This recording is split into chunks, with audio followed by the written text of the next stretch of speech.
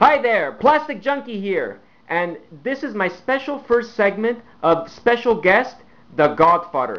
I am doing the cameraman. I'm the cameraman. Plasticjunky, yes! Gundam forever! There we have a poster of Gundam. You can see. Beautiful. This is not my place. This is the Godfather's place. Now we're going to pan to his figures, Gundams. And I'll show you all the Gundams we have here. We have 71 Gundams. This is my first time filming, so if I'm nervous and I do a mistake, oops! I did a boopsie! I did a boopsie. Ooh, it stinks like shit. Woo-hoo-hoo!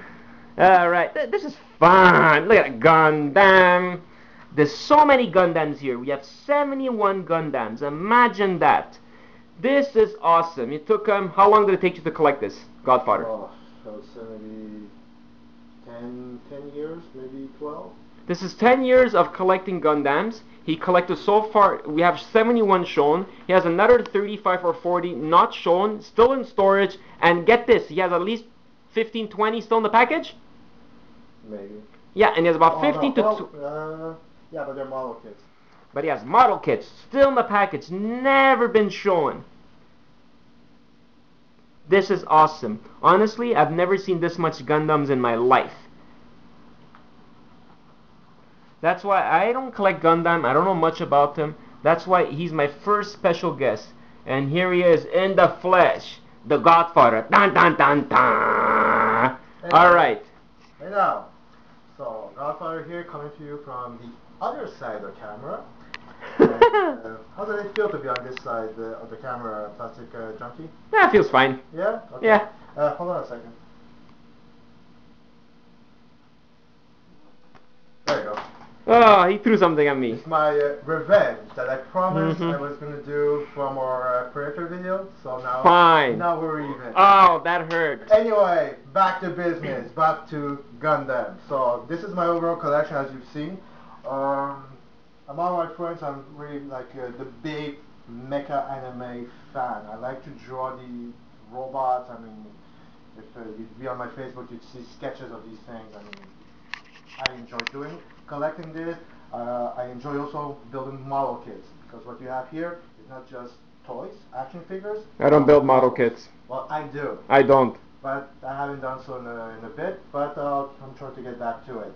So anyway, I'm just going to give you like an overall idea of what Gundam is. Could you tell that he's a Transformer collector too? Yes, he is.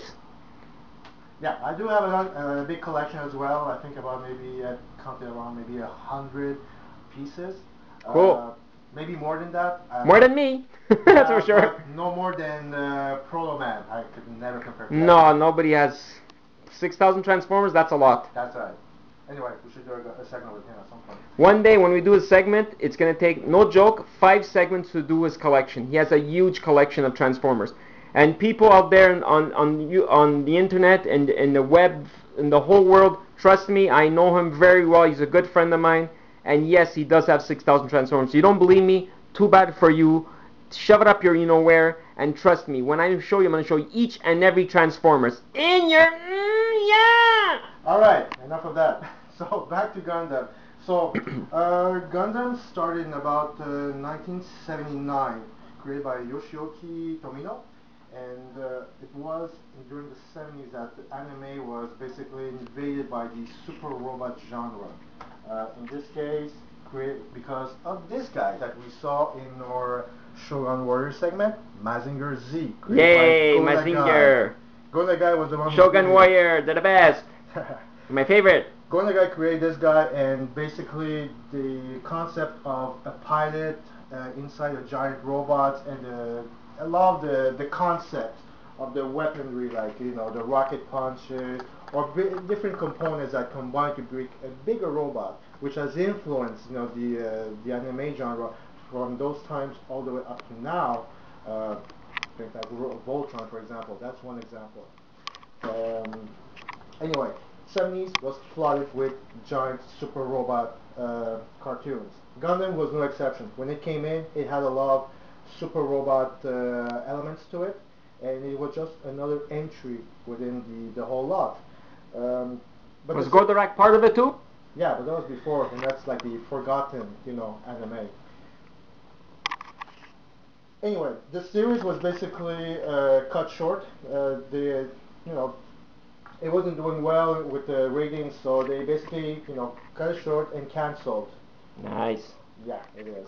They canceled the series. Very nice. And they had to shorten the story and wrap it up quickly. And the series stopped there. But such as with, for example, Star Trek, when it went into syndication. Boo. Hey, shut up. It basically gained a following. No, I like Star Trek, but the original. Good. That's the one I'm talking about. So Good. it gained a followership, and a lot of people wanted more and more. So 1 year later, the studio I think came back to Yoshioki Tomita and said, You know, I don't have your face. I'm looking at the robots. It's okay. I don't It's care. cool. It's okay. They're too cool. I prefer to focus on them instead of me. There you Okay. go. They asked him to basically go back and retool the story so that to finish his original vision. So he did. He went back and That's a cool one. re-edited the series into a trilogy of movies. This one's nice. They added some new animation and basically fine-tuned the storyline so that it had a much more logical ending to it. While doing that at the same time, he also did something that would change the genre for afterwards. Is that he took out a lot of the super robot elements, like outlandish designs and things like that. And the series also is known for having done something different with its characters. Like they were the focus of the storyline. The Gundam, yeah, that was cool. It was cool. The robots as well and everything, but they were not like indestructible, invincible. They were just like in an army, a tank, basically, that you use, go into battle, fight with it. If it gets scrapped, you replace it with another one, and so on. And a lot of our concepts, and basically it led. This one's cool. I like that one. I'll talk about that one after. It basically led to the creation. It led to the creation of what we now know as the real robot genre. This one's cool. The gold one's beautiful. In mecha anime. And the red one too. Oh, nice. Look at that. Oh, beautiful. Oh, better profile. Oh, this Don't is so do good. that. Don't do that. Why not? Because people, it's going to get tilted when they look on YouTube. Sorry. I can't readjust that. It's going to make them seasick. And but basically, with that new genre of anime, basically it inspired and other series to follow in its footsteps, like for example Macross, or what we know as Robotech, Pat Labor, Evangelion. Even to this day, even now here in North America, we see some of the influence in our movies, such as District 9 or Avatar, and even Sucker Punch, where you actually see mechas now prominent in those movies. And also the Gundam series was also known for some of its characters, protagonists, like Char Aznavour, for instance, the main rival in the original series. He was a complex character. A lot of people basically started viewing things also from his side. He wasn't like a typical, stereotypical two-dimensional villain. He had dimension. He had conflict within him, and you could even see his point of view. Would you like to show some off? Of the Gundams that you have? Well, I'm talking about the series. I'm going to do that most likely in a two-part. Yes. Yes, we're going to have 2 parts of Gundam, probably even 3. I'm talking, because I love Gundam. I love Good. The but so I already know that this is not going to fit in one part. We're going to give you 2 parts. Remember this, people.